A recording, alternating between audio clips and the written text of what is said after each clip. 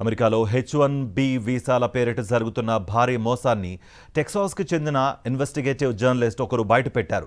Software ఇంజనీర్లకు ఉద్యోగాలంటూ వేల సంఖ్యలో వీసాలు పొందుతున్న కంపెనీలు అసలు కార్యాలయాలే లేకుండా నివాస గృహాల నుంచి, నిర్మాణంలో ఉన్న భవనాల నుంచి కార్యకలాపాలు సాగిస్తున్నట్లుగా ఈ విచారణలో తేలింది. టెక్సాస్లోని ఇర్వింగ్లో ఉన్న ఒక సాధారణ నివాస గృహం చిరునామాతో 3Bs టెక్నాలజీస్ అనే కంపెనీ ఏకంగా 27 H1B వీసాలను పొందింది.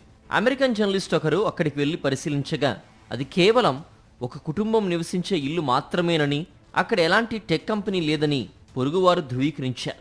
మరో కంపెనీ వెబ్సైట్లో పేర్కొన్న చిరునామా 7300 లోన్ స్టార్ డ్రైవ్ వద్దకెళ్లగా అక్కడ అసలు భవనమే పూర్తి కాలేదు. అది కేవలం ఒక సోషల్ క్లబ్ కోసం నిర్మిస్తున్న భవనమని, అక్కడ ఎలాంటి సాఫ్ట్వేర్ కార్యకలాపాలు జరగడం లేదని స్పష్టమైంది.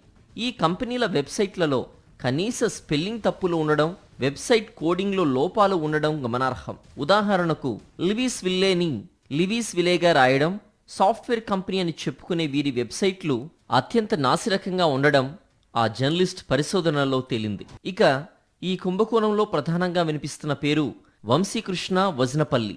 ఈయన ఆధ్వర్యంలో నడుస్తున్న పలు కంపెనీలు 33Bs Technologies, Christy Infosystems, H2M Infosystems ఒకే రకమైన మోసాలకు పాల్పడుతున్నట్లు ఆధారాలు లభించాయి. ఈ కంపెనీలు వీసాలను స్పాన్సర్ చేసి ఆ తర్వాత ఆ ఉద్యోగులను వెరిజోన్ వంటి పెద్ద కంపెనీలకు సబ్ కాంట్రాక్ట్ కింద పంపిస్తున్నట్లు గుర్తించారు. ఈ మొత్తం కుంభకోణాన్ని వెలికితీసిన జర్నలిస్ట్ ప్రశ్నించడానికి ప్రయత్నించగా క్విబిడ్జ్ టెక్ సిస్టమ్స్ అనే మరో సంస్థ ప్రతినిధి పోలీసుల్ని పిలుస్తారంటూ బెదిరించడం, సమాధానం చెప్పకుండా తప్పించుకోవడం జర్నలిస్ట్ క్షేత్రస్థాయి పరిశోధన వీడియోలో రికార్డ్ అయింది.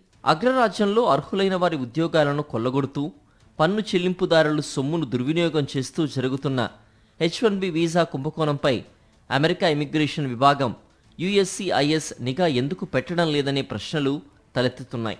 ఇలాంటి నకిలీ కంపెనీల వల్ల నిజాయితీగా వీసాల కోసం దరఖాస్తు చేసుకునే వారికి నష్టం జరుగుతోందని నిపుణులు ఆందోళన వ్యక్తం చేస్తున్నారు.